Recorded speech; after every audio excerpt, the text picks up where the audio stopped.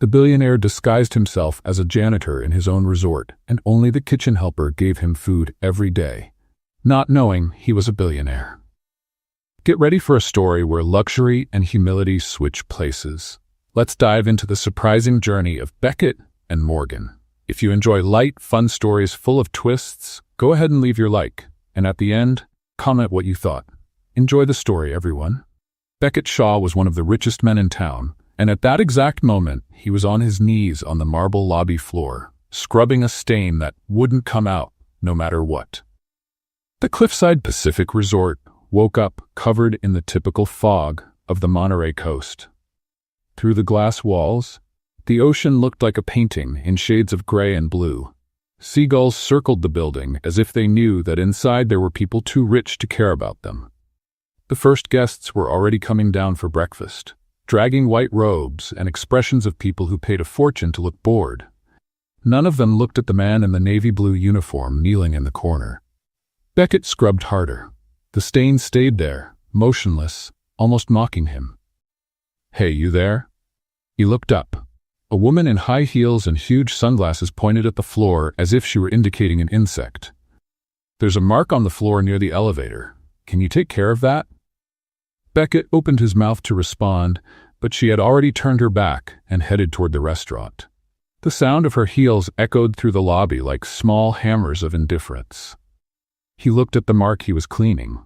Then he looked at the mark near the elevator. They were the same distance from him. The woman simply chose to walk all the way around to complain instead of waiting 3 seconds. Fascinating.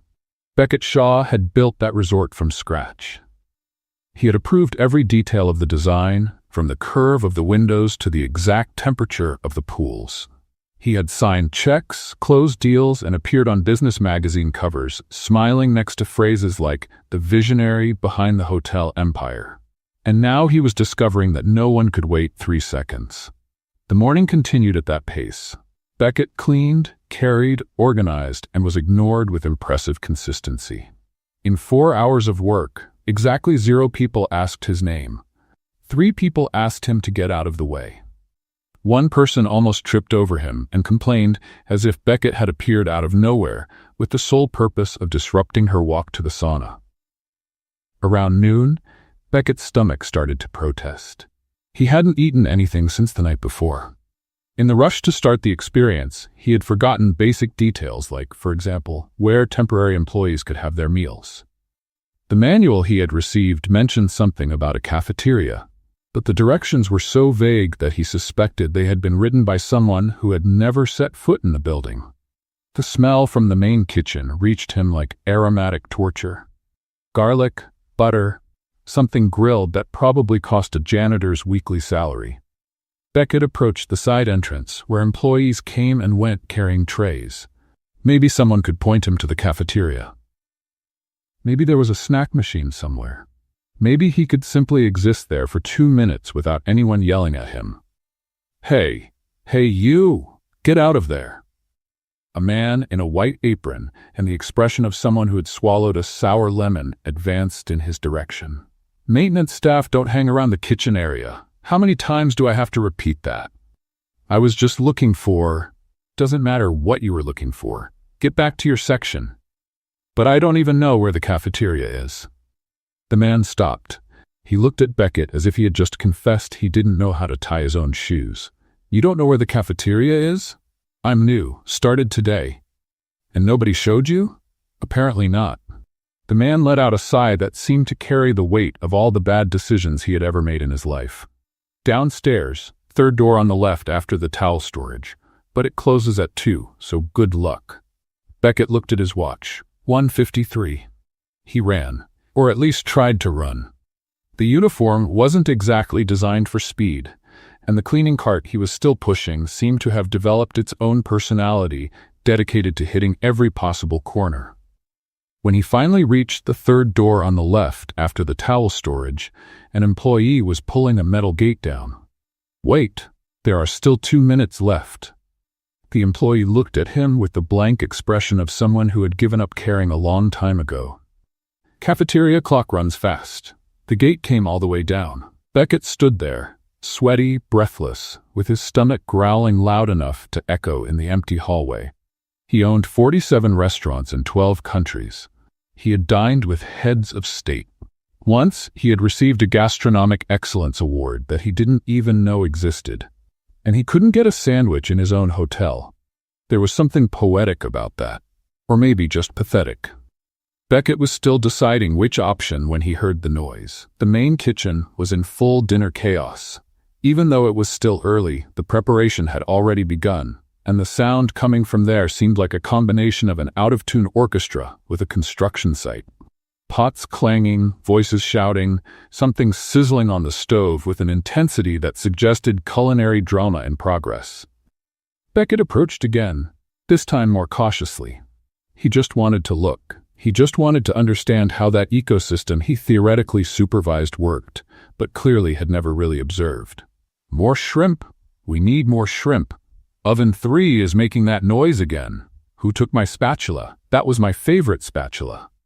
In the middle of all that, Beckett saw a figure moving with surgical precision through the chaos.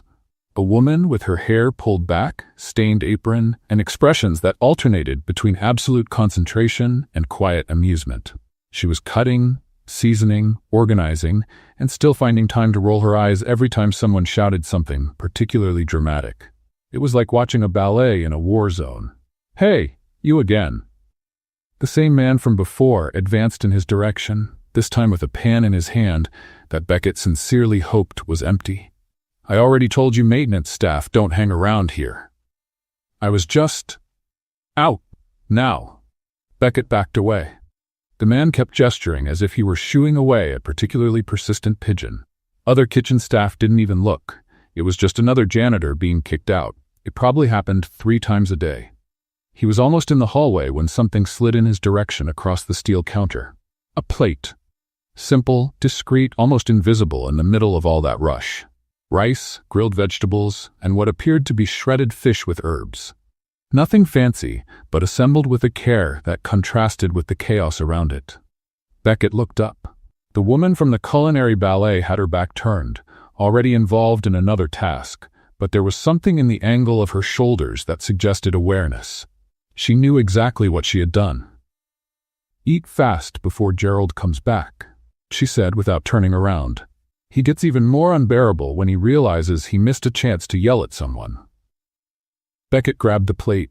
The warmth went through his fingers. "Thank you, Fork on the left side of the counter. Don't take the one on the right, that's Marco's, and he has emotional attachment issues with utensils." She kept working, her hands never stopping, but a minimal smile curved the corner of her mouth. Beckett ate right there, standing in the darkest corner he could find. The food was simple, but it tasted like salvation. Each forkful was a reminder that he hadn't eaten anything in almost 20 hours and that maybe, just maybe, he should have planned this adventure better. When he finished, the woman had already disappeared into the hurricane of pots and orders. He left the plate in a discreet place and went back to the hallway, still processing what had happened. In a full day of work, one person had looked at him and seen something beyond the uniform. One person had noticed he was hungry. One person had done something about it, without expecting anything in return, without asking who he was or why he deserved help.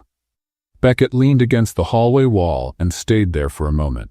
He had come to the resort to find out what wasn't working, to understand where the problems were that the reports didn't show and the managers didn't mention. He expected to find operational failures, inefficiencies, maybe some financial deviation hidden in confusing spreadsheets. He didn't expect to find kindness where there should be indifference. He didn't expect that the only person to treat him like a human being would be a kitchen helper he had never seen before. Beckett made a decision right there, in the empty hallway that smelled like cleaning product and sea air. He was going to continue, not just to investigate problems or collect information anymore. Not just as an exercise in business humility or sociological curiosity anymore. He was going to continue because he wanted to know who that woman was who pushed plates to hungry janitors in the middle of chaos. And because, for the first time in years, someone had done something for him without knowing how much he was worth. The next day would start in a few hours. Beckett went back to his post, grabbed the cleaning cart, and kept working. But now, every time he passed by the kitchen area, he slowed down his pace. Just a little. Just enough to see if she was there. The third plate appeared inside a mop bucket. Beckett stared at it for a good 10 seconds, trying to understand how someone could hide rice with grilled chicken in the only place no one would ever think to look. The container was clean, obviously, but still. The creativity was almost disturbing. 3 days had passed since the first plate pushed in secret. 3 days in which Beckett discovered that circling near the kitchen during peak hours had become his new favorite activity. It wasn't about the food. I mean, it was a little about the food. But mostly it was about the game. Morgan Reese had turned feeding the hungry janitor into a kind of Olympic sport. Behind the fire extinguisher, she murmured as she passed by him carrying a stack of pots.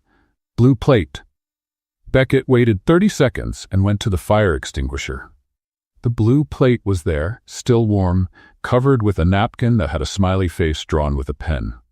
He laughed alone in the hallway. The fourth time, Morgan hid an entire lunch container inside the cleaning supply closet. The fifth time, she left instructions in the form of a riddle written on a napkin. The sixth time, she simply threw a stuffed bread roll in his direction while pretending to trip. "You have good aim," Beckett commented later, when he managed to find her alone near the cold storage. "I have 5 younger siblings. If you don't learn to throw food accurately, you don't survive Thanksgiving dinner." 5? My mother had interesting theories about family planning. Beckett stored that information away. It was the first personal thing she had shared, and he realized he wanted to know more. Much more. The problem was that the longer he spent pretending to be a janitor, the more obvious it became that he had no idea what he was doing. "Why are you waxing the floor with furniture polish?" Beckett froze. Morgan was standing in the doorway of the event room, arms crossed, expression divided between horror and amusement. "This isn't floor wax. That's for polishing wood. The floor is marble." "Oh, you're going to create an ice skating rink." That explains why that guest almost did an involuntary split earlier. Morgan covered her mouth with her hand, but the laugh escaped anyway.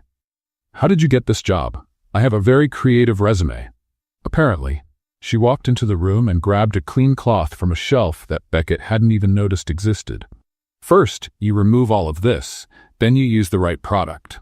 That one there, blue, with marble, written in big letters." In my defense, the letters aren't that big. They're the size of my hand. Beckett looked at her hands.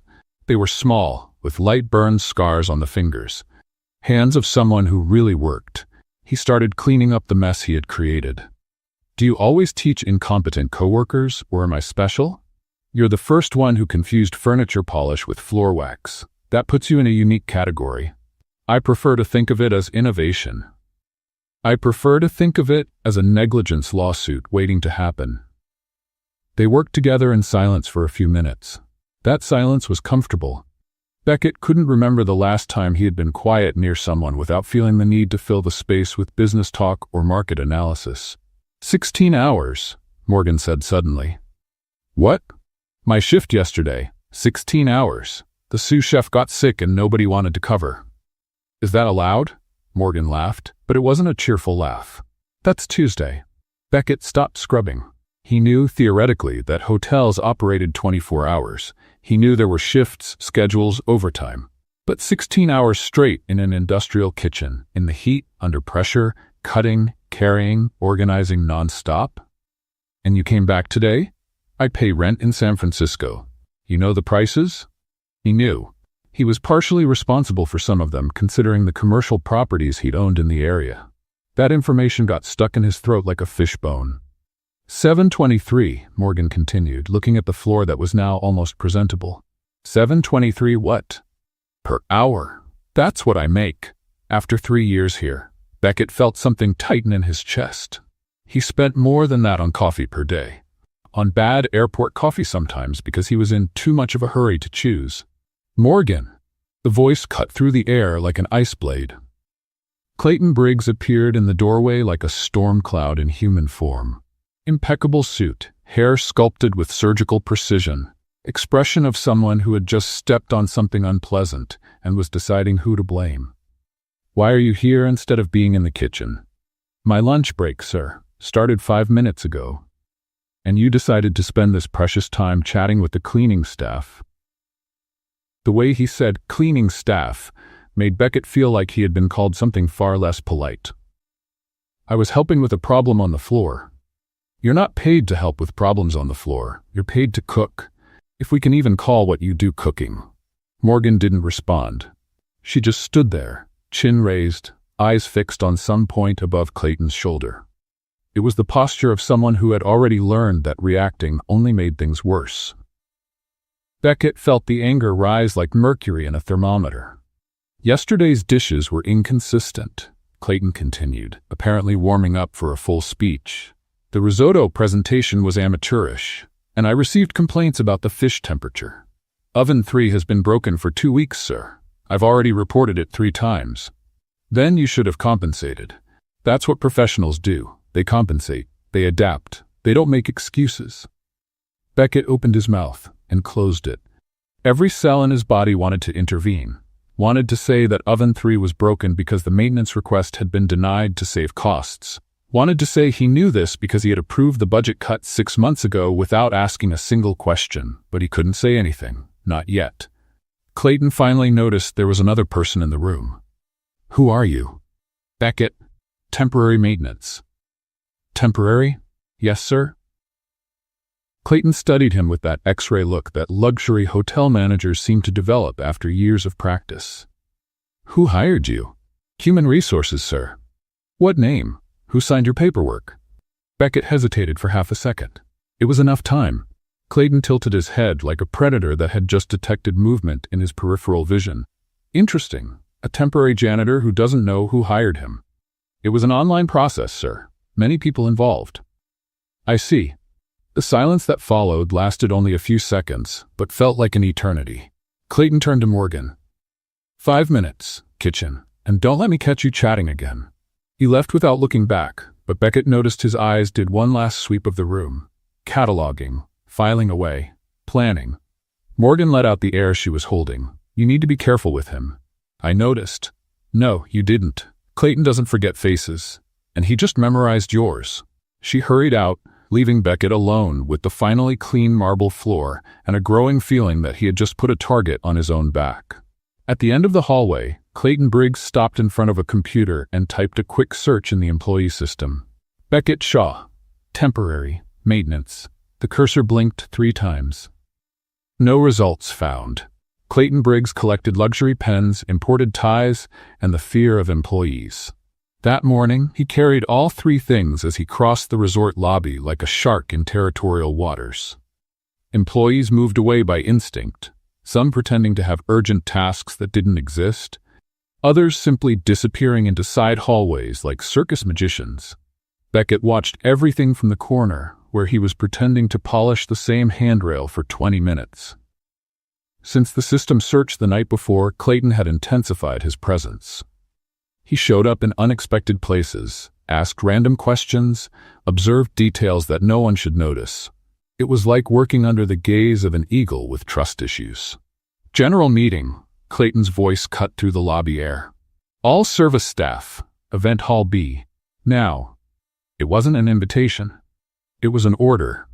Beckett dropped the cloth and followed the flow of nervous uniforms toward the hall. Out of the corner of his eye, he saw Morgan emerge from the kitchen, drying her hands on her apron with an expression that mixed resignation and irritation in equal parts. Their eyes met for half a second. Morgan rolled her eyes in a way that clearly meant, "Here we go again." Beckett had to bite his lip to keep from laughing. Event Hall B was normally reserved for weddings and corporate conferences. Today, it housed 40 employees, squeezed between stacked chairs and folding tables, all with the same expression of people who would rather be anywhere else on the planet. Clayton positioned himself in front like a general about to announce a battle. "Quarterly results," he began without preamble. "Below expectations." A murmur ran through the room. "The board is implementing adjustments, cost cuts, team restructuring." Morgan crossed her arms. Beckett noticed her fingers were squeezed tight enough to leave marks. Some areas will be particularly affected, Clayton continued, and his eyes made a calculated pause in the direction of the kitchen. Efficiency is the word of the moment. Those who don't adapt will be relocated or let go. Excuse me, Morgan's voice cut through the silence. When you say adapt, what exactly do you mean? Clayton turned to her with the slowness of a snake preparing to strike. It means doing the work without complaining. It means not questioning superior decisions. It means, Miss Reese, not interrupting meetings with unnecessary questions. I just wanted clarity, sir, to adapt properly. The sarcasm was subtle, but present. Beckett saw the corner of a cook's mouth twitch, trying to hold back a laugh. Clayton saw it too. You? He pointed at Beckett, the temporary one. Beckett felt 40 pairs of eyes turn in his direction. Sir? The East Terrace needs immediate cleaning. A guest complained about marks on the glass. The East Terrace is under renovation, sir, surrounded by barriers. And now it's open for inspection. Go. But the gala dinner starts in an hour and the access... Are you questioning a direct order? Beckett swallowed the answer he wanted to give. That terrace was closed for safety reasons he himself had approved. That there wasn't adequate equipment for exterior cleaning. That this whole situation was an obvious display of petty power. No, sir. Excellent. I want that glass shining when I come back to check. Clayton dismissed the meeting with a wave of his hand. The employees dispersed like leaves in the wind, murmuring to each other in tones that didn't reach the manager's ears. Morgan caught up with Beckett in the hallway. The East Terrace doesn't even have an access ladder. I noticed. He's testing you. I noticed that too. Morgan looked around, making sure they were alone. There's a service ladder in storage room 3. Nobody uses it because it creaks, but it works. And take a bucket with a long handle. The glass there is slanted. How do you know all this? Because he's already made me clean that terrace. Twice. Once during a storm. Beckett stopped walking. During a storm? Said guests had complained about the raindrops interfering with the view. That makes no sense whatsoever. Welcome to Cliffside Pacific Resort. She patted him on the shoulder and disappeared toward the kitchen. Beckett found the ladder in storage room 3. It creaked exactly as Morgan had warned, producing a sound that resembled a pirate ship in a cheap adventure movie. The bucket with the long handle was hidden behind a pile of broken chairs that clearly no one had touched in years. The East Terrace was worse than he imagined. Slanted at an angle that defied basic physics, the panoramic glass offered a spectacular view of the ocean. Beckett positioned himself on the flat spot and started cleaning, moving the mop with the delicacy of a surgeon operating on a main vein. You look like a flamingo trying to clean glass. Beckett almost dropped the bucket. Morgan was standing at the service door, holding a plate covered with aluminum foil. What are you doing here? Brought your dinner. Figured you'd miss cafeteria hours. Again. How did you know where I was? Everyone knows where you are. The noise from that ladder can be heard from the parking lot. Then I realized you hadn't finished the job yet. She approached carefully, balancing on the ledge as if she did this every day.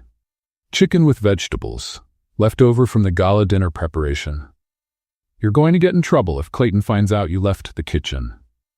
Clayton is too busy checking if the crystal glasses are aligned at exactly 45-degree angles.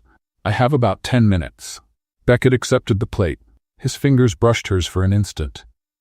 Why do you do this? Do what? Help me. Risk getting in trouble. Bring food to a guy you've known for less than a week. Morgan was silent for a moment, looking at the ocean. Because someone did this for me when I started here.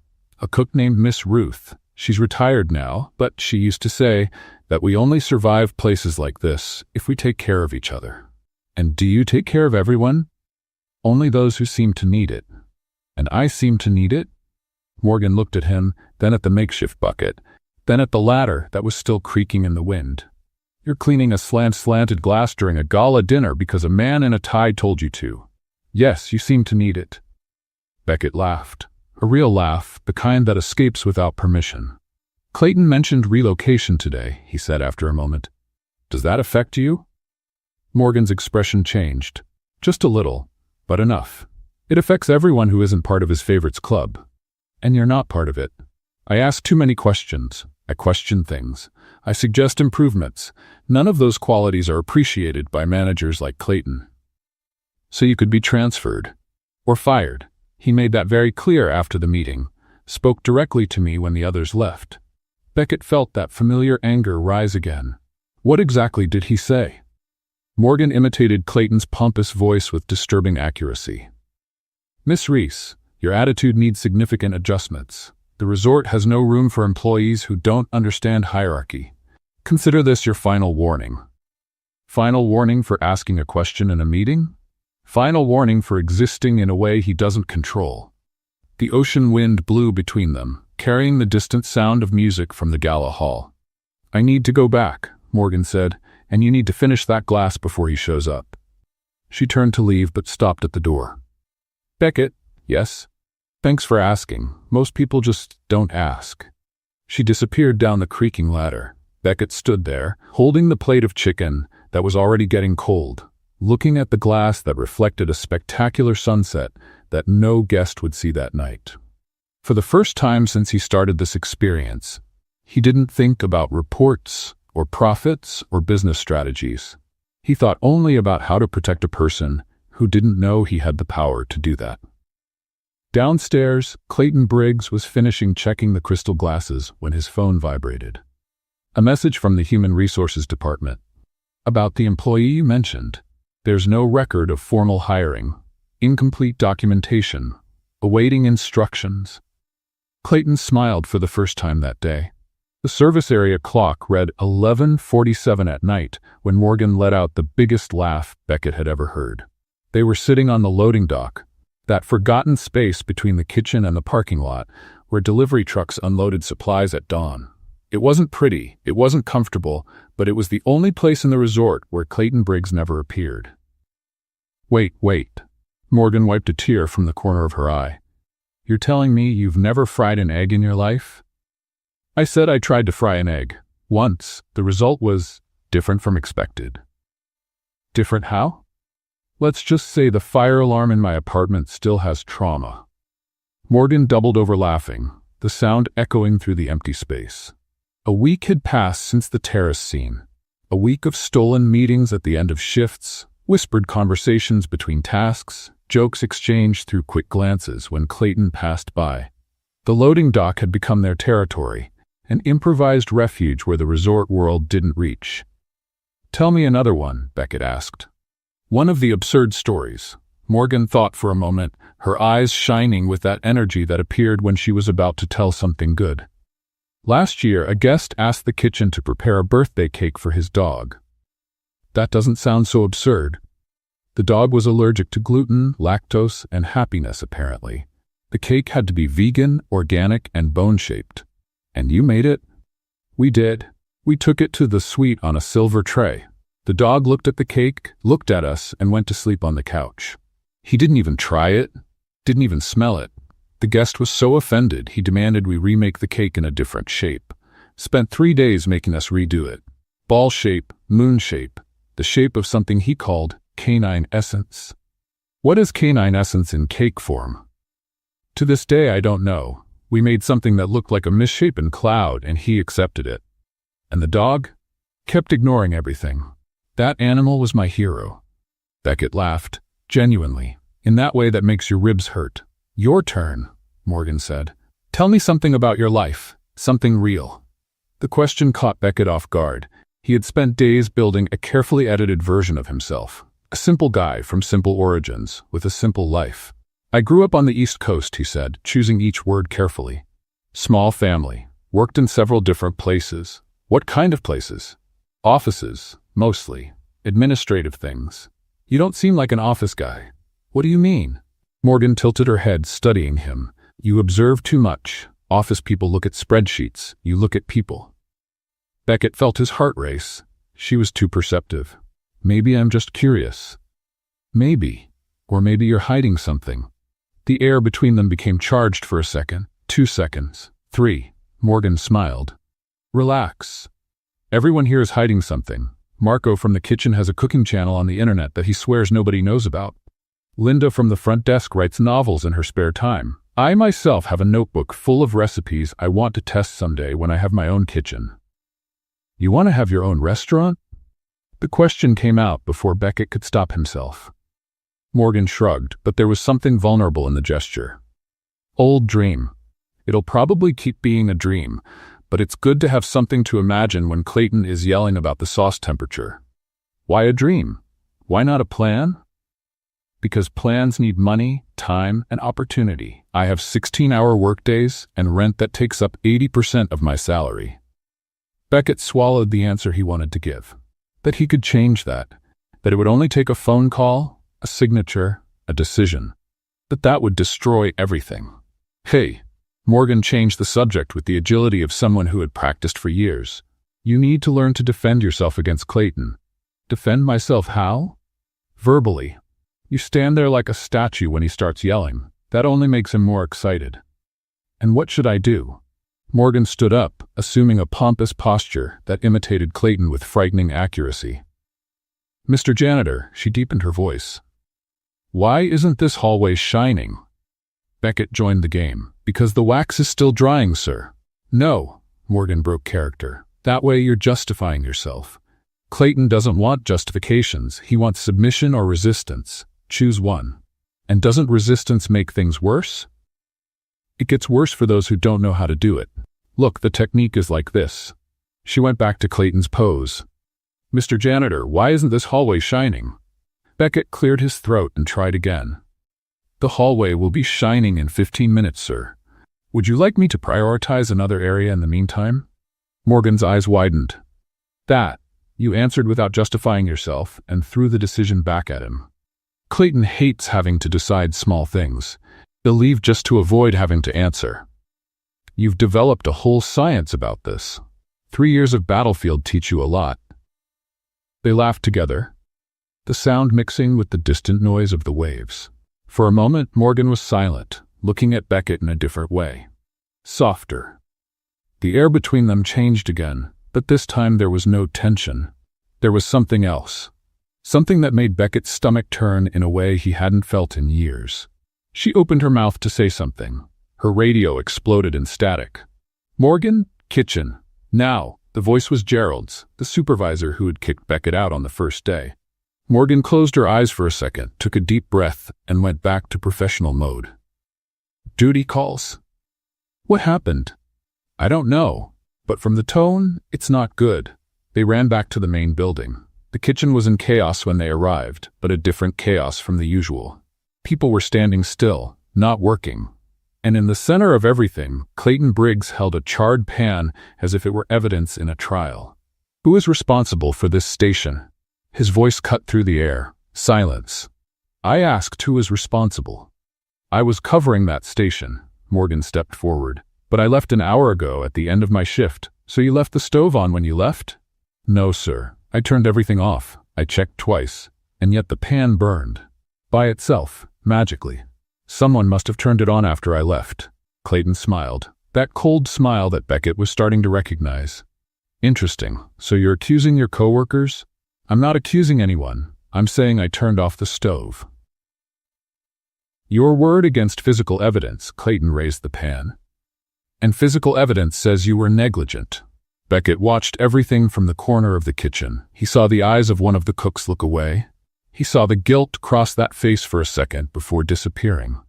Someone had used that station after Morgan.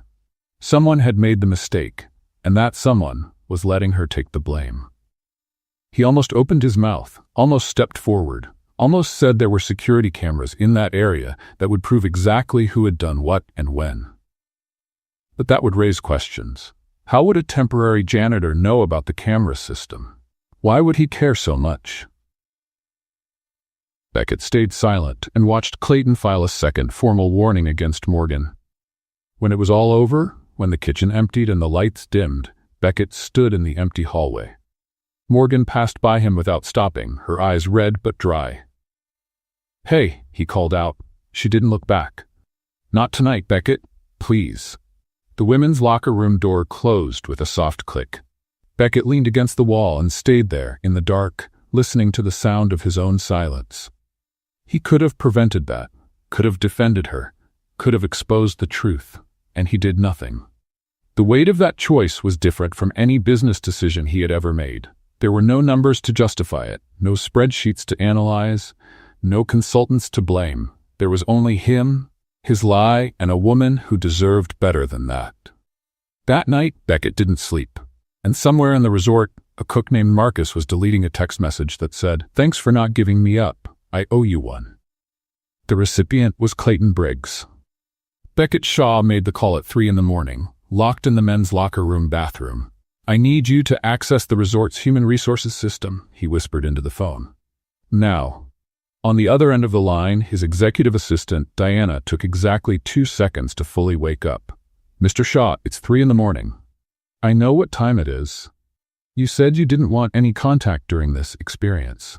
I changed my mind. I need you to find a warning filed yesterday against an employee named Morgan Reese, and I need that warning to disappear." Silence on the line. "Disappear how, sir?" Like it never existed. System error. Administrative failure. Anything. That's irregular. "Diana, in 12 years have you ever seen me ask for something irregular?" "No, sir." "Then do it." He hung up before she could ask more questions. The next morning, Morgan arrived at work, expecting the worst. The second warning meant a meeting with human resources, possible suspension, maybe termination. She had spent the whole night rehearsing arguments, preparing defenses, trying to find some way to prove she hadn't left the stove on. But when she opened her locker in the changing room, she found only her usual clean uniform. No summons, no official envelope, nothing. Strange. She checked the employee system on the kitchen tablet. Her record showed only one warning, the first one from weeks ago. The second one had disappeared. Even stranger. "Hey, Morgan!" Beckett appeared in the kitchen doorway, mop in hand, with that expression of someone trying very hard to look casual. "Everything okay?" "Everything's great, actually. Strangely great." "That's good, isn't it?" "It is. I just don't know why." Beckett shrugged with a bit more enthusiasm than necessary. "Sometimes things just work out." Morgan narrowed her eyes. "You're acting strange." "I'm always strange. You said yourself I look like a flamingo trying not to fall. That was in a specific context. Flamingos are strange in any context." She kept looking at him in that way that made Beckett feel like an open book being read by someone who knew all the languages. "What did you do?" "Me? Nothing. I cleaned the lobby, twice. Almost knocked over a statue, but technically it's still standing, so it doesn't count." "Beckett." "Morgan." The warning disappeared. "What warning?" "You know which warning." Beckett maintained the most innocent expression he could manage, which probably wasn't very convincing considering he had never needed to fake innocence before in his life. "Maybe it was a system error?" "Clayton's system doesn't make errors. He checks everything 3 times. "Maybe he had a bad day. People have bad days. Even evil managers have bad days." Morgan crossed her arms. "You're hiding something." "I'm hiding several things. Everyone hides things. You said yourself that Marco has a secret cooking channel." "This is different." "Why?" "Because Marco's channel doesn't make warnings disappear out of nowhere." A cook passed by them carrying a stack of pots and shot a curious look in the direction of the discussion. Morgan lowered her voice. "Look, I don't know what's going on, but if you did something to help me—" "If I had done something," Beckett interrupted, "would you rather I had left the warning there?" The question caught Morgan off guard. "No, that's not it." "Then what's the problem?" "The problem is I don't like owing favors I don't understand." "You don't owe me anything." "That's exactly what people say when you owe something," Beckett sighed. "Morgan, I swear I didn't do anything illegal, immoral, or that's going to get you in trouble." "I just know some people. Sometimes things happen." "You know people?" "Yes." A temporary janitor knows people capable of erasing records from a luxury resort's human resources system. When she put it that way, it really did sound absurd. "I have an interesting life," was the only answer he could come up with. Morgan was silent for a long moment. Beckett could practically see the gears turning in her head, connecting dots that shouldn't be connected. "Okay," she said finally. "Okay? For now. But this conversation isn't over." She went back to her station, leaving Beckett with the feeling that he had just survived a professional interrogation. The rest of the day passed in a strange tension. Morgan was quieter than normal, watching Beckett sideways whenever he passed by the kitchen area. He, in turn, was hyper-aware of every movement he made, every word he said. At the end of the shift, they met at the loading dock as usual. "I'm not going to ask anymore," Morgan said without preamble, about the warning. "No?" "No. But I need you to know something." She sat down next to him, closer than normal. "I don't need someone to save me. Never have. I put up with Clayton, I put up with this job, I put up with all of this because I chose to put up with it. Understand? I understand." "Good. Because if you're trying to be some kind of masked janitor hero, you can stop. I survived 28 years without a hero. I can survive 28 more." Beckett felt something tighten in his chest. "What if I'm not trying to save you? Then what are you trying to do?" The question hung in the air between them. "Maybe I just want to be here," he said finally. "With you. In this horrible place, with this terrible boss, doing this job I clearly don't know how to do." Morgan laughed, but it was a different laugh, softer. "You really don't know how to do this job." "I know. It's impressive, actually. Years of education, and I can't tell the difference between furniture polish and floor wax. Maybe your education focused on the wrong things. Maybe." They sat in silence, looking at the empty parking lot. "I trust you," Morgan said suddenly. "I don't know why. You showed up out of nowhere, don't know how to do anything, have this strange energy of someone pretending to be something they're not. But I trust you." Beckett swallowed hard. "Morgan, don't ruin this with some dramatic revelation, okay? Just accept it." He accepted it, because there was no other option, because the truth would destroy everything. Meanwhile, in the administrative office on the 3rd floor, Clayton Briggs was working overtime. The computer screen glowed on his face as he searched through records, histories, any information he could find about the mysterious janitor who had appeared out of nowhere. Beckett Shaw's file was suspiciously empty. No previous employment history, no verifiable references, nothing but a name and a social security number. Clayton typed the number into a different database. One he shouldn't have access to, but that a distant cousin in the immigration department had kindly shared. The results appeared, and Clayton Briggs leaned forward, his eyes slowly widening. Well, he murmured to the empty screen. "This explains a lot." On the screen, a corporate photo showed a man in a suit at a gala event, smiling next to senators and celebrities, the same face as the janitor cleaning his hallways.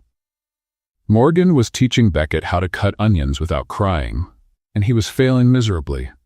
"You're holding the knife like it's a sword," she said, trying not to laugh. "It's a vegetable, not a dragon."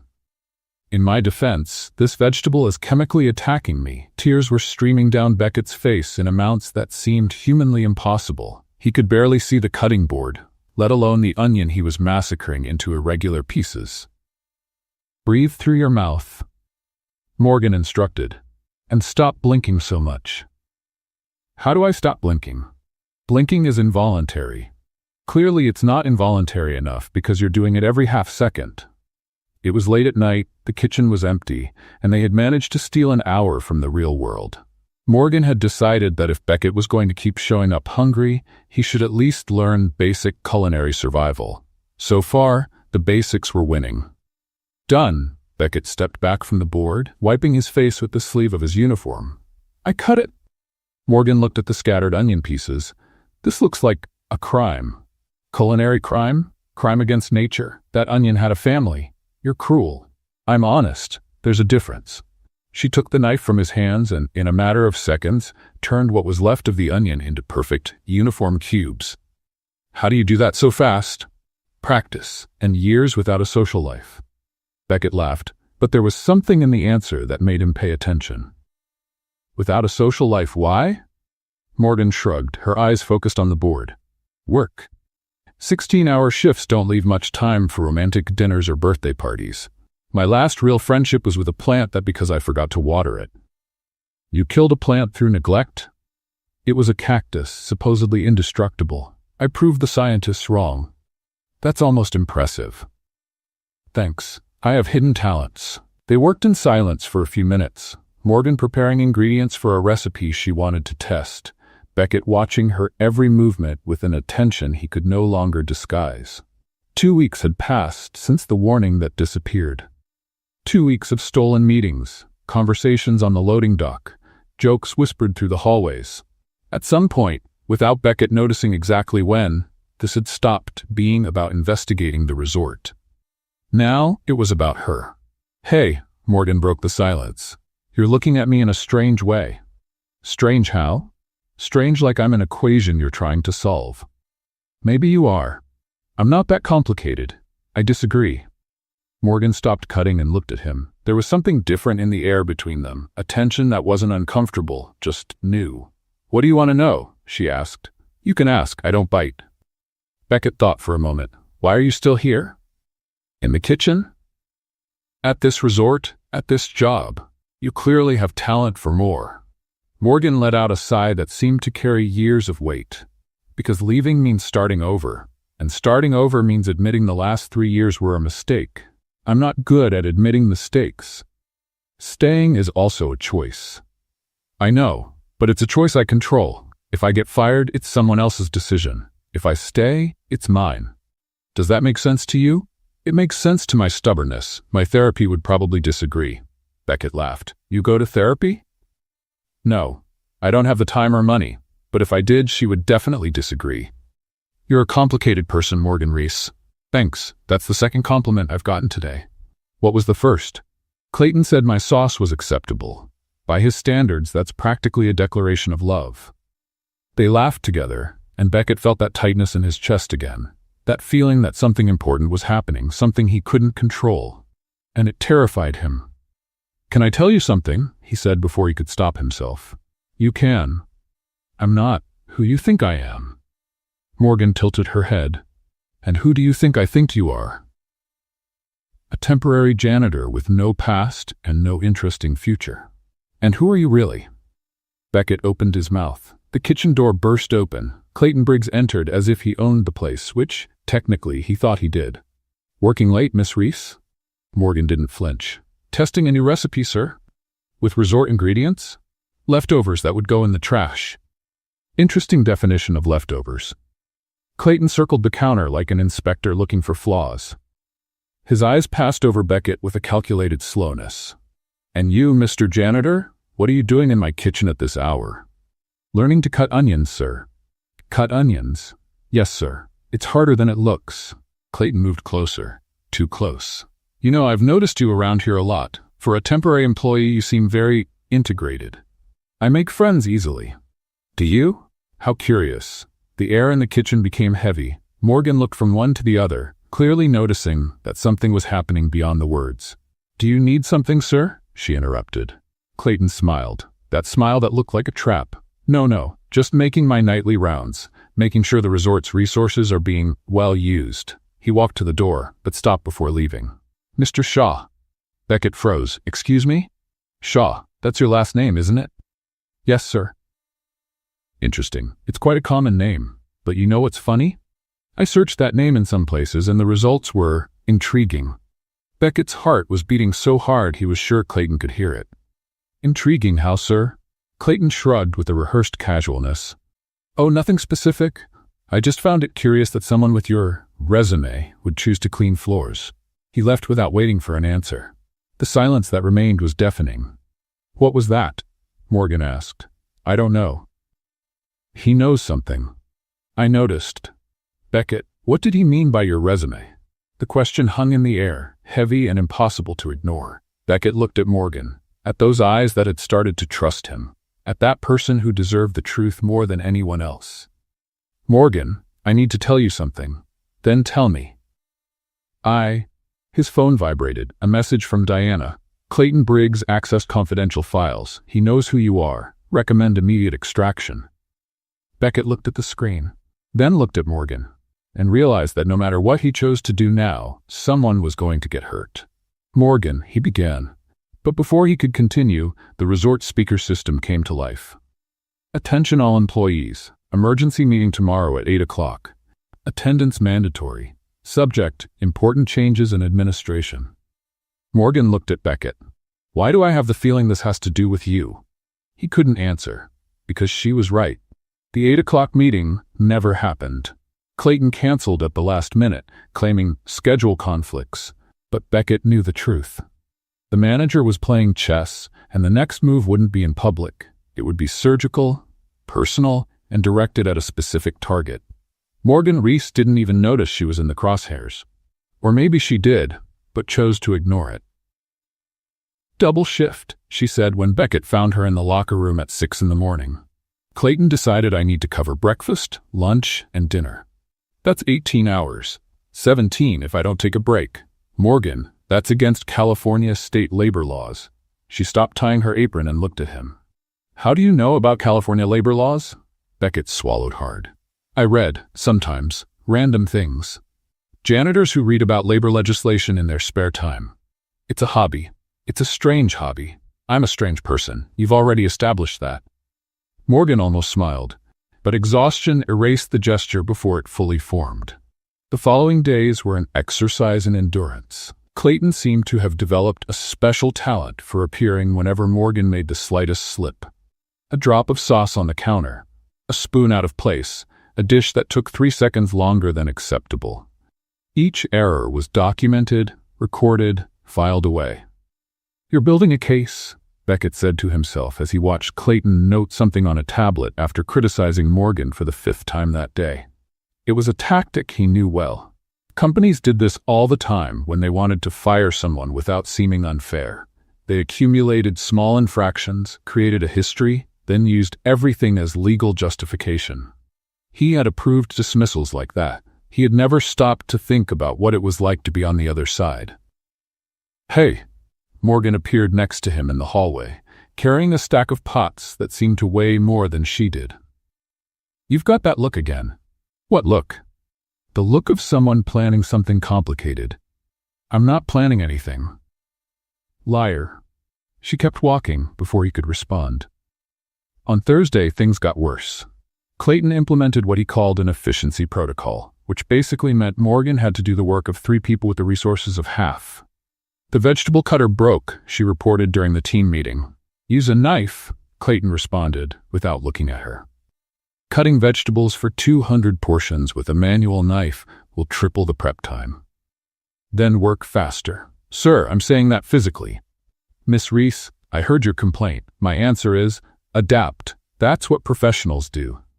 Morgan clenched her fists at her sides, but said nothing. Beckett saw her shoulders drop almost imperceptibly. The spark he had learned to recognize, that stubborn energy that appeared even on the worst days, was getting dimmer.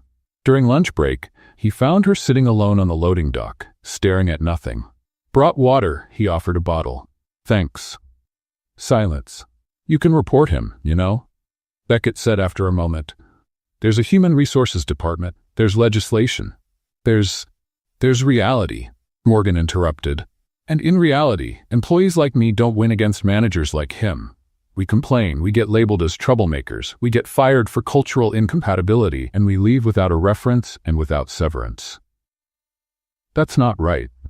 Right and real are different things." Beckett felt the anger rise again. That familiar anger that appeared every time he saw the system working exactly as it was designed to work, crushing those at the bottom to protect those at the top. "What if you had help?" he asked. "Real help. From someone with the power to change things." Morgan looked at him with an expression he couldn't decipher. "Are you talking about yourself?" "I'm speaking. Hypothetically." "Hypothetically," she repeated. "A temporary janitor with the power to change things." Forget it, it was a silly question. It really was. But there was something in her look that said she hadn't forgotten anything. On Friday, the confrontation happened. Morgan was in the middle of dinner prep when Clayton entered the kitchen with a tablet in his hand and that predatory smile that Beckett had learned to fear. "Miss Reese," a moment.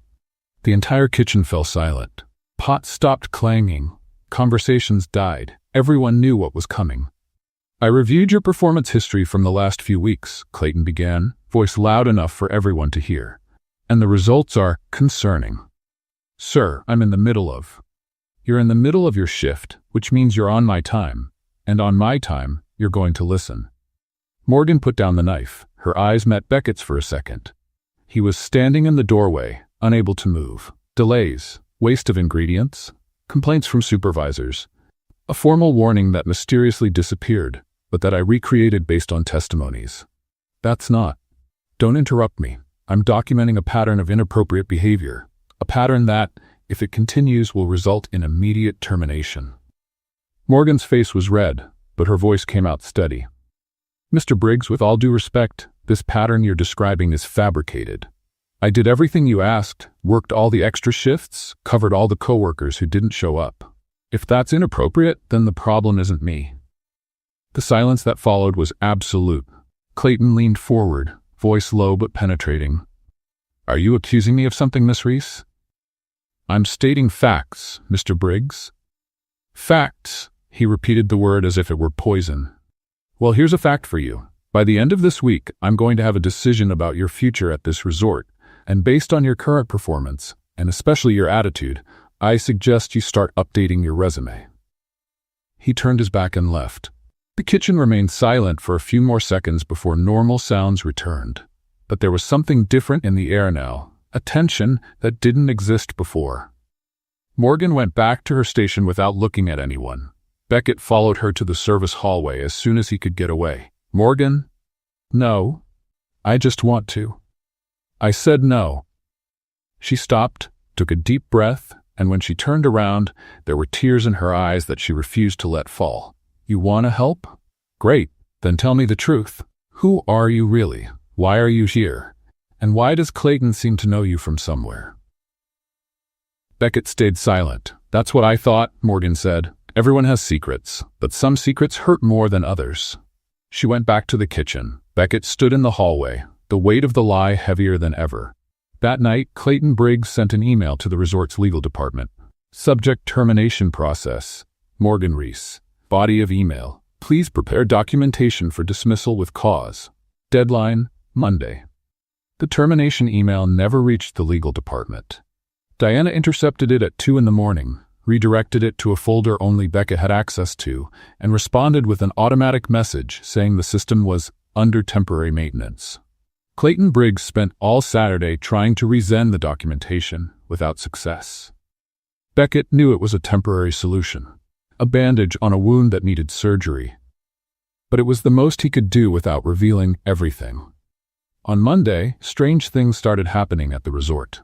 The vegetable cutter that had been broken for weeks was replaced with a brand new model. The coffee machine in the employee area, which spit out a liquid that looked more like oil than caffeine, got an imported replacement. The worn-out uniforms of the kitchen staff were exchanged for new versions, well-fitted, with fabric that didn't itch. Is someone making anonymous donations to the resort? Gerald, the kitchen supervisor, asked, looking at the vegetable cutter as if it were a divine apparition. Maybe management finally woke up, another cook suggested. Management doesn't wake up even with a fire alarm.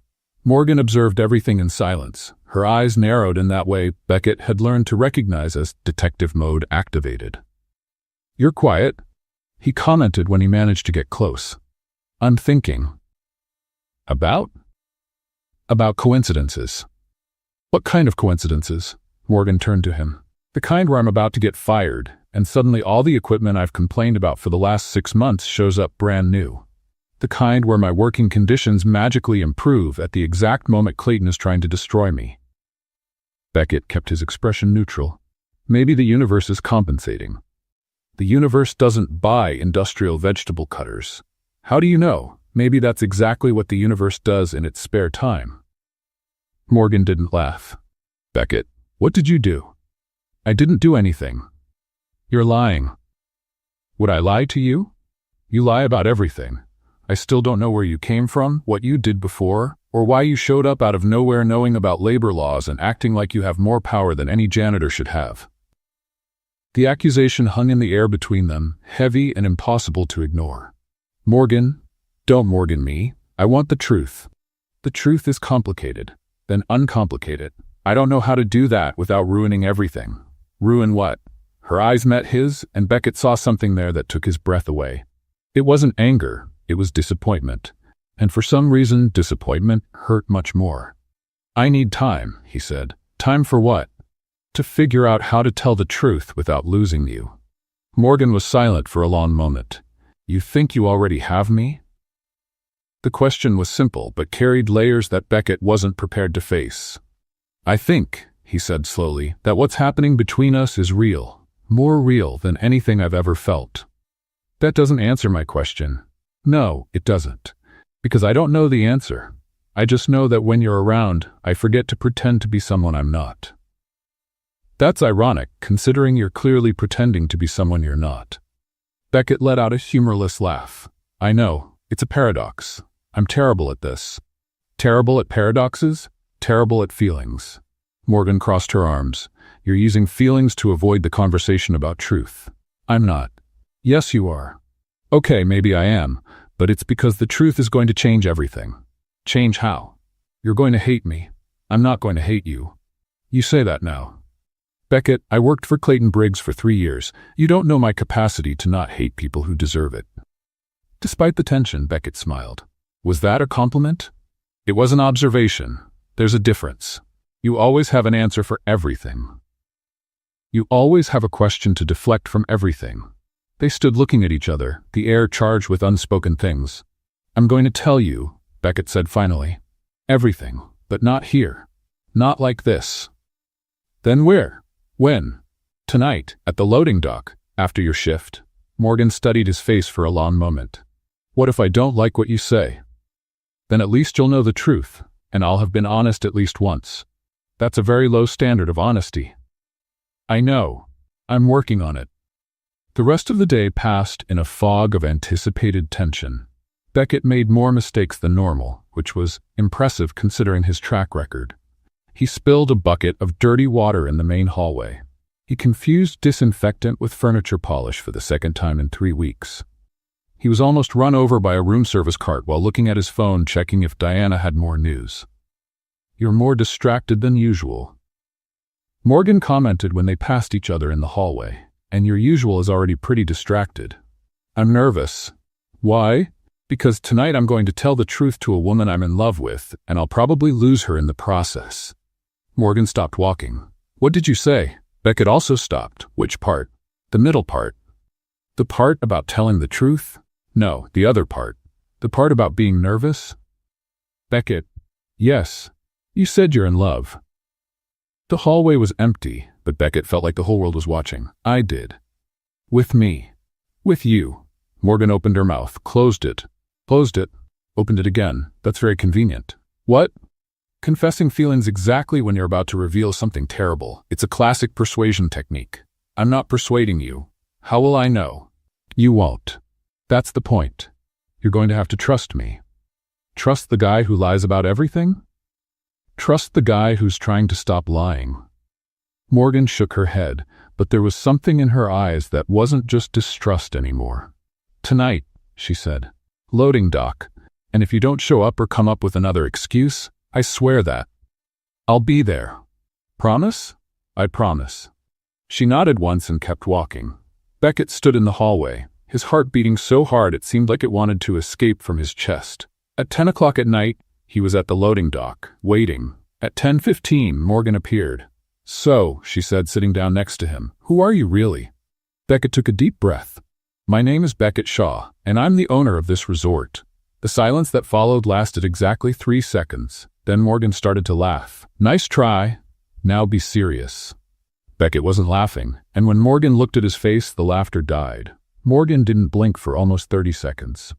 Beckett counted. It was a way to occupy his mind while waiting for her to say something, anything, even if it was just to send him away from the loading dock that had become his favorite place in the whole world. You're telling me, she finally spoke, her voice carefully controlled, that I spent 3 weeks hiding food in mop buckets to feed a billionaire. Technically, yes. A billionaire who owns the place where I work. Also technically correct.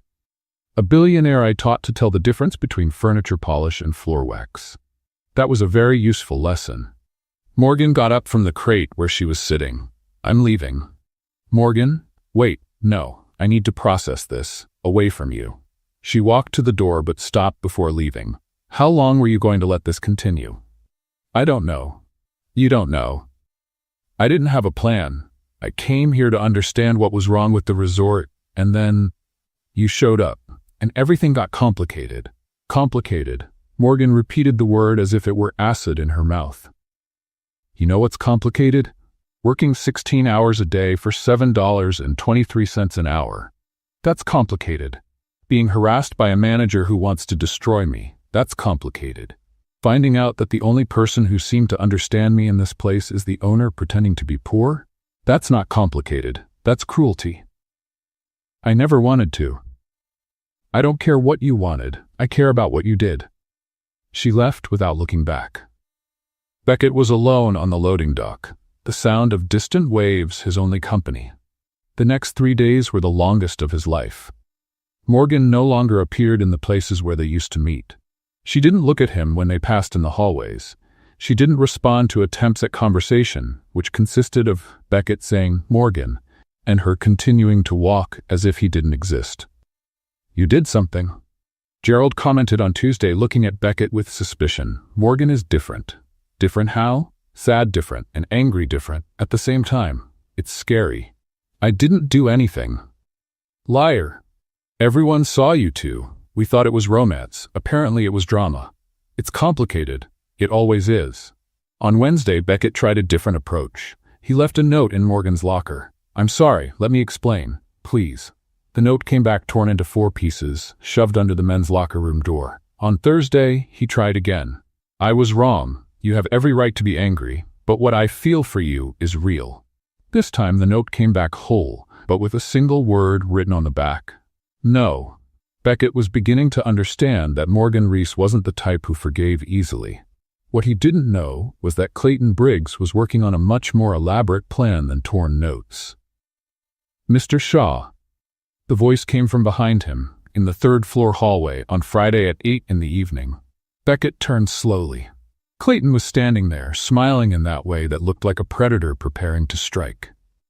"I knew you'd make a mistake eventually," Clayton said, approaching. "I just didn't imagine it would be so romantic." "I don't know what you're talking about." "Of course you do. The mysterious janitor who appears out of nowhere, no history, no references, but with inexplicable access to corporate resources. It took me a while to put the pieces together, I confess. You were careful." "Clayton?" "But not careful enough. You know what gave me the final clue? The new equipment. No division manager approves equipment replacement in a week. It takes months, sometimes years, but for the resort owner, it's just a phone call." Beckett said nothing.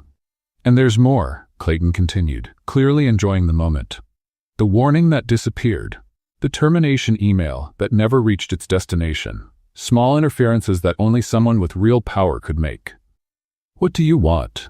Clayton pretended to think. "Initially, I wanted to expose you, humiliate you in front of everyone, show that the great billionaire was playing poor while real employees suffered. And now? Now I realized I can do something more interesting, which would be a partnership. You keep your little secret, I keep my position, and we both pretend none of this happened. You're blackmailing me.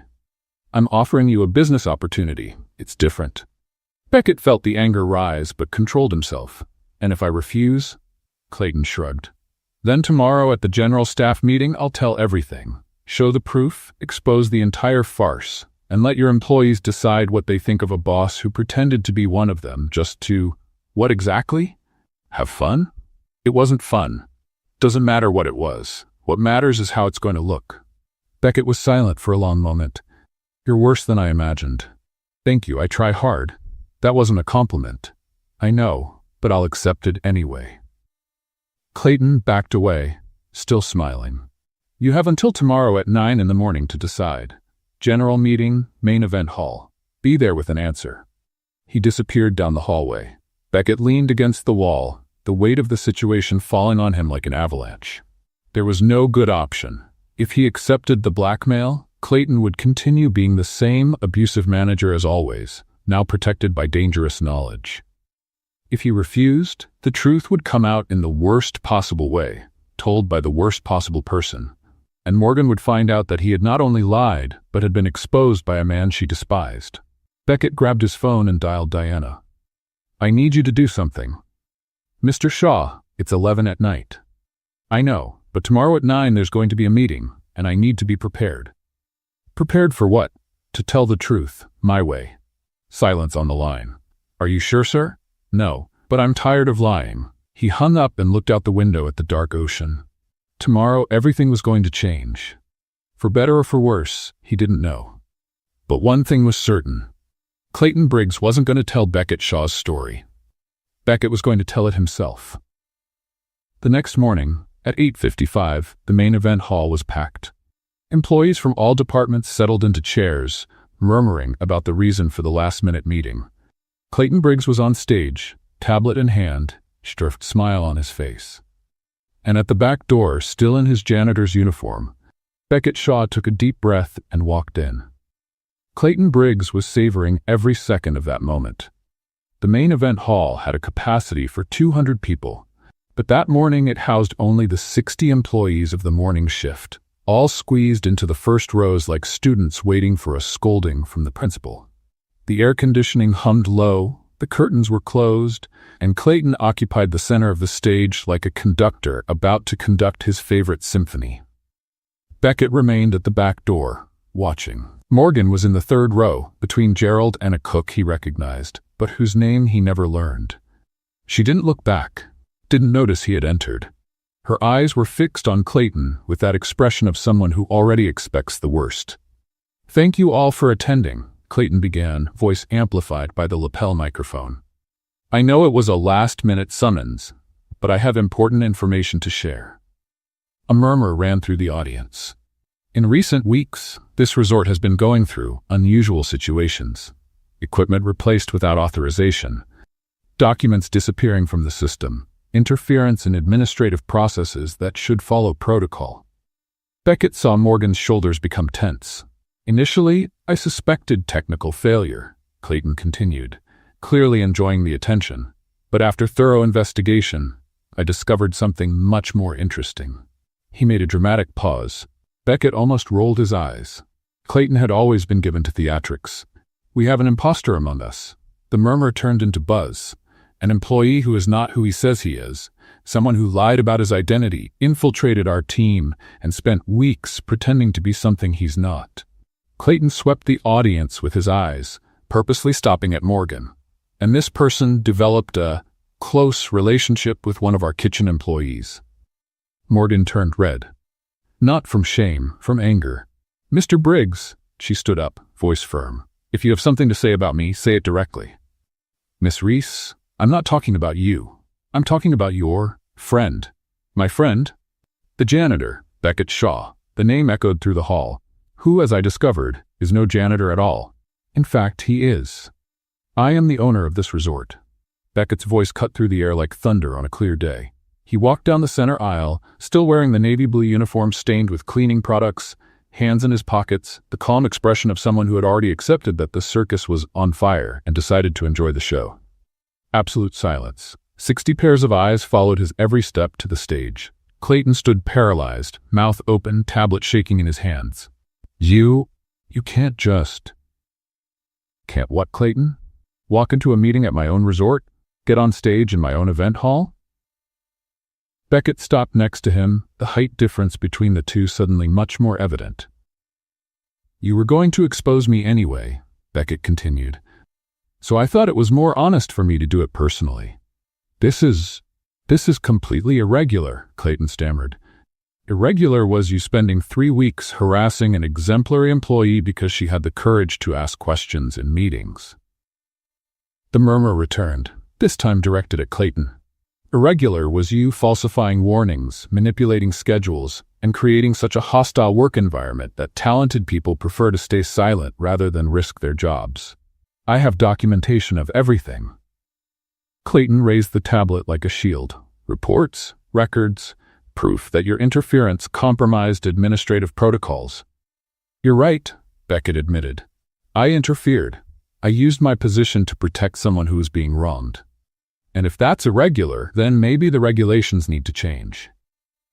He turned to the audience. "My name is Beckett Shaw. I'm the founder and owner of Cliffside Pacific Resort. 3 weeks ago, I decided to work here as a temporary employee because I wanted to understand what reports and spreadsheets don't show." Pause. "And what I discovered shames me." Beckett looked at the faces in the audience. People he had never seen before, people whose names he didn't know. People who made the resort function every day while he signed checks in air-conditioned offices. I discovered that you work impossible hours for insufficient wages, that broken equipment goes months without replacement, that suggestions for improvement are ignored and anyone who dares to complain is punished. Silence. I discovered that I created a place where people are treated as disposable. Morgan was standing now, but didn't move. Her eyes met Beckett's for the first time since the loading dock. There was no anger there. There was something worse. There was deep and complete disappointment. Clayton Briggs is, as of this moment, suspended from his duties, Beckett continued, turning to the manager, pending formal investigation into administrative conduct. You can't do this, Clayton exploded. I have a contract. I have rights. You have a lawyer. I suggest you consult immediately. This is retaliation. This is persecution. This is consequence. There's a difference. 2 security guards that Beckett had summoned the night before appeared at the side doors.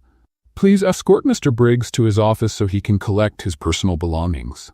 Clayton looked around, seeking support, finding only averted faces and awkward silence. You're going to regret this, he murmured as he was escorted out. All of you. The door closed behind him. Beckett looked at the audience again.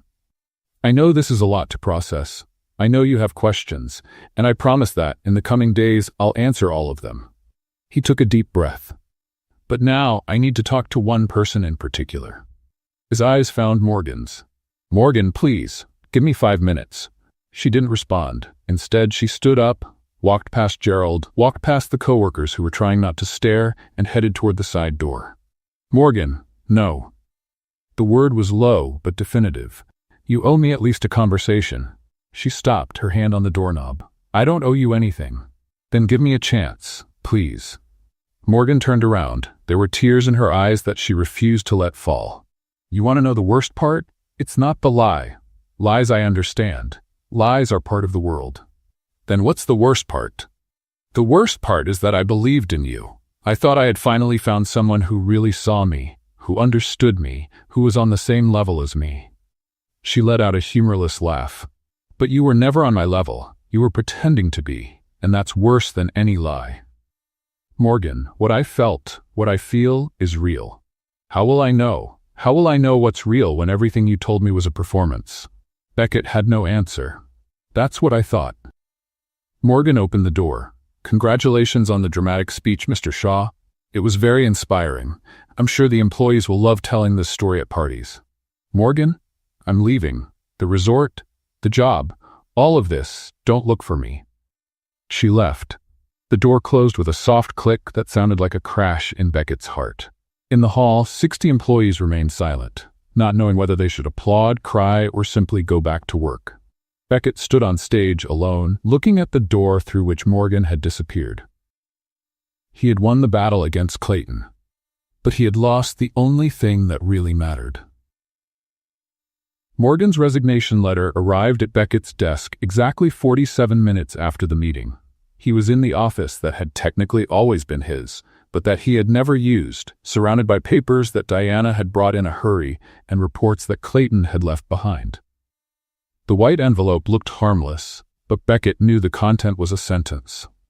By this document, I communicate my voluntary resignation from the position of kitchen helper at Cliffside Pacific Resort, effective immediately. No explanations, no goodbyes, just 2 cold lines and a signature he knew from napkins with smiley faces.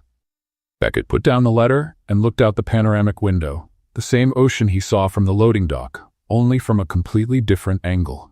From above, from far away, from where billionaires observe the world without ever really touching it. Mr. Shaw? Diana appeared at the door, tablet in hand. Mr. Briggs's lawyer is on the phone. He wants to negotiate the terms of the suspension. Tell him there's no negotiation. The investigation will follow protocol. He mentioned a lawsuit for defamation. He can sue. I have documentation of 3 years of ignored complaints, employees who resigned citing a hostile environment, and at least 12 reports of moral harassment that were never investigated. Diana nodded. And what about Miss Reese? What about her? She resigned. Are you going to accept it? Beckett looked at the letter on the desk. No. Put it on hold. Sir, legally she has the right to. I know what she has the right to. Put it on hold. I need to talk to her first. Diana hesitated. Mr. Shaw, with all due respect, Miss Reese made it very clear she doesn't want contact. I know. But she deserves more than a letter accepted by an automated system. What if she doesn't want to listen? Then at least I'll have tried. Finding Morgan wasn't difficult. She was at the loading dock, because apparently that place had become the gravitational center of everything that mattered in this story. Sitting on the same crate as always, looking at the same empty parking lot, only this time with a backpack beside her and an expression that said, I was expecting you to show up, and I'm not happy about it. You read my letter, she said without turning around. I did. And you came here for what? To convince me to stay? I came here to apologize properly. Morgan finally looked at him. You already apologized, on stage, in front of 60 people. It was very dramatic. That was an explanation. It wasn't an apology. What's the difference? Beckett sat on the crate next to her, keeping enough distance to respect her space, close enough so she would know he wasn't going to run away. The difference is that an explanation is about context. An apology is about taking responsibility. Then take it. I lied to you, consciously, repeatedly. I had dozens of opportunities to tell the truth, and I chose not to because I was afraid of losing what we were building. And what were we building? I don't know what to call it, but it was the most real thing I've felt in years. Morgan let out a humorless laugh. Real, you keep using that word, but how can something be real when it was built on top of a lie? The lie was about who I am professionally, not about who I am as a person. And how will I know the difference? How will I separate the Beckett who made me laugh at the end of shifts from the Beckett who signs million-dollar checks? They're the same person. No, they're not. The Beckett I knew didn't know how to tell furniture polish from floor wax, didn't know how to cut onions, went hungry because he couldn't find the cafeteria. That's still true, but now I know it was true by choice. You chose not to know those things. You chose to seem vulnerable. You chose to let me take care of you. The accusation hit Beckett like a punch to the stomach. You think I pretended to need help? I don't know anymore what you pretended and what was real. The hunger was real. The confusion was real. The fact that I had never worked a day in my life with my hands was painfully real. And the rest too. Every conversation, every laugh, every moment I spent wanting to tell you the truth but being too afraid. Morgan was silent for a long moment. You know what the hardest moment was for me? She finally asked. What? When Clayton humiliated me in front of everyone because of the burned pan, and you just stood there, watching, doing nothing. I wanted to do something, but you didn't. If I had interfered, it would have raised suspicions. It would have protected me, Morgan interrupted. Would have shown that you cared more about me than about your lie. Beckett had no answer for that. I know, he said after a moment. I know I was wrong. I know I made wrong choices, and I know that sorry doesn't fix any of this. Then why are you here? Because I want you to know that what I felt, what I feel, wasn't strategy. It wasn't persuasion. It was real. It is real. And what do you expect me to do with that information? Nothing. I don't expect anything. You have every right to leave, to never talk to me again, to hate me for the rest of your life. I don't hate you. The statement caught Beckett by surprise. No. Hating takes energy, and I'm too tired to waste energy on you. Despite everything, Beckett almost smiled. Is that progress? That's exhaustion. Don't confuse them. They sat in silence, looking at the parking lot where nothing was happening. I'm not going to accept your resignation, Beckett said. You can't force me to stay. I know, but I can leave the door open. Why? Because you're the best employee this resort has, and because I want you to have a choice. Not obligation, not pressure, not persuasion. Choice. Morgan looked at him. What if I choose to leave? Then I'll respect it. But you'll leave knowing you had the option to stay. And you? Are you going to stay waiting for me like an abandoned dog? I'm going to keep trying to be a better person. If you're around to see it, great. If not, at least I'll know I tried. Morgan stood up, grabbing her backpack. I need time. How much time? I don't know. Enough time to figure out if I can forgive you. What if you find out you can't? Morgan stopped at the door. Then at least I'll have tried. She left without looking back. Beckett stayed at the loading dock, alone, looking at the place where she had been sitting. It wasn't a yes. It wasn't a promise. It wasn't a guarantee of anything, but it also wasn't a no. And for now, that was enough. Or at least that's what he told himself as the afternoon fog began to cover the empty parking lot. 3 weeks later, an envelope appeared on Beckett's desk. It wasn't a resignation letter. It was a dinner invitation, written on a napkin, with a smiley face in the corner. The napkin said, "Loading dock, 8 o'clock. Bring your own dinner because I'm not going to feed you for free anymore." Beckett read that message at least 40 times in the following 3 hours. He analyzed every word, every comma, every line of the smiley face in the corner. He consulted Diana about possible interpretations. Diana suggested he stop freaking out and just show up at the agreed time. At 7:55, he was at the loading dock with a paper bag containing 2 sandwiches he had made himself. They were ugly, they probably weren't edible, but they were his. Morgan arrived at 8 o'clock sharp, still in her kitchen uniform. "You came," she said. "Did you doubt it? I thought you'd send an assistant in your place, or a helicopter, or something absurdly rich. I brought sandwiches." Morgan looked at the bag with suspicion. "You made sandwiches?" "I tried to make sandwiches. What's the difference?"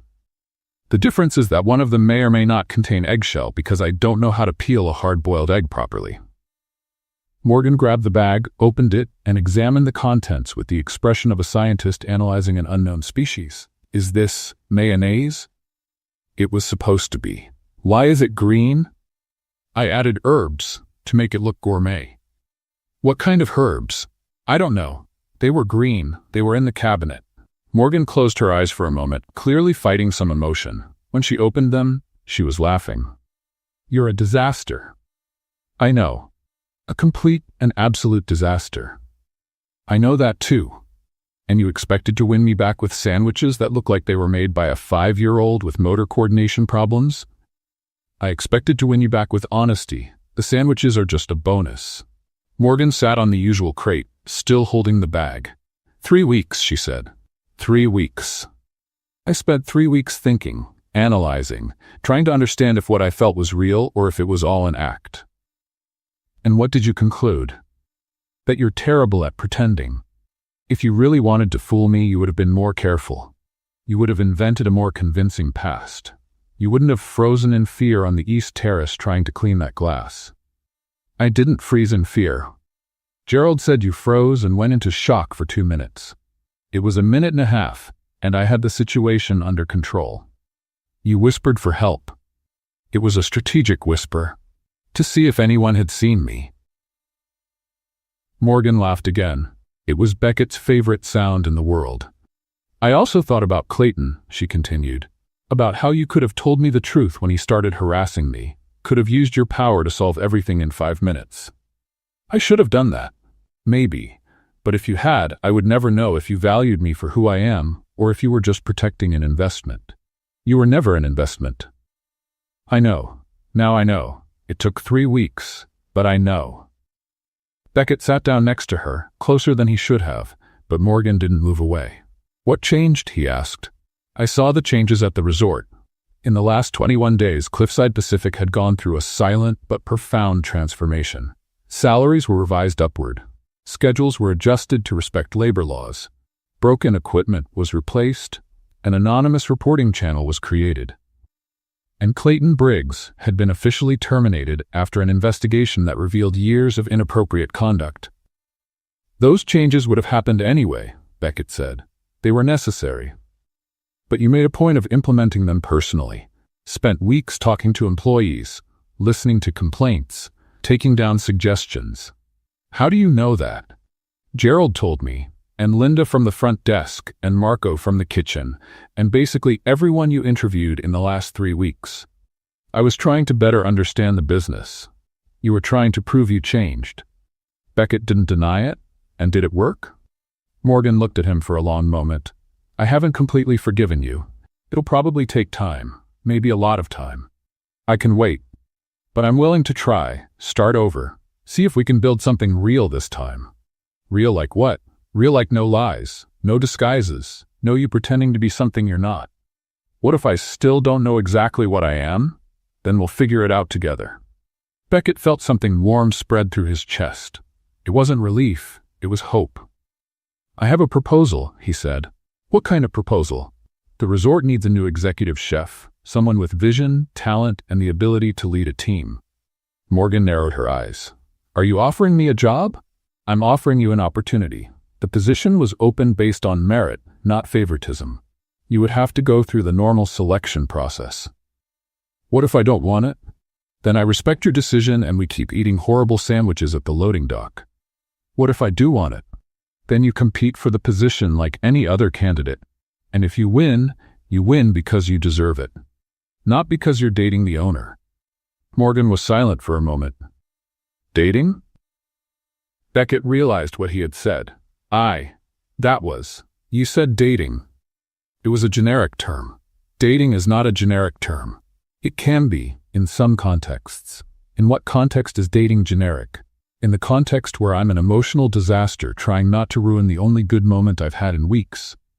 Morgan smiled. A real smile, the kind that lit up her whole face. You really are terrible at this. I know, but I'm trying to get better. And do you think we can make this work? A billionaire and a kitchen helper. Former kitchen helper, possibly future executive chef. That doesn't change the fact that we come from completely different worlds. Different worlds, but the same loading dock. That should count for something. Morgan looked at the empty parking lot, at the sky that was beginning to darken, at the resort lights blinking in the distance. One condition, she said. Anyone.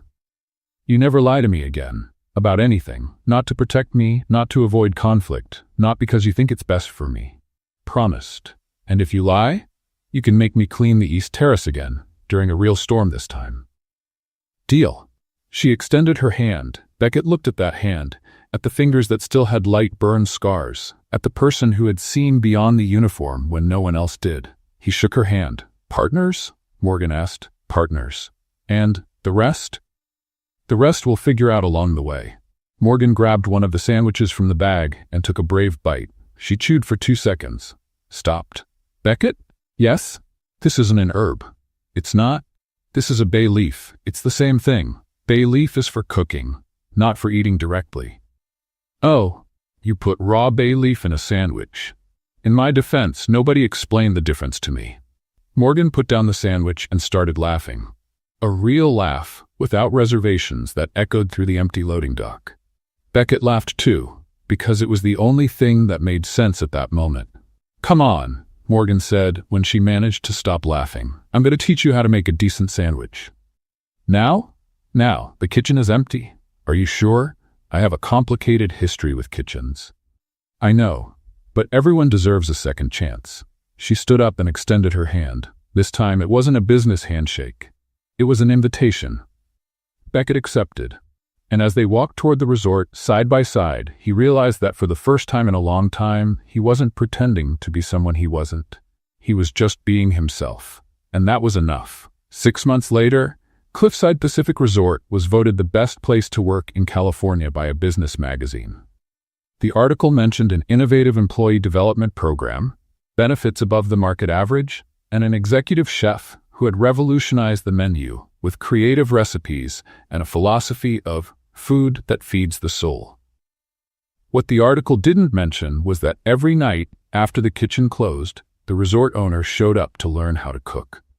He still didn't know the difference between bay leaf and fresh herbs, but he was getting better, and Morgan was there to teach him. We've reached the end of Beckett and Morgan's journey. If you believe that nothing happens by chance, comment the word love in the comments. Take the opportunity to rate this story from 0 to 10 and tell me, what was your favorite part of this resort story?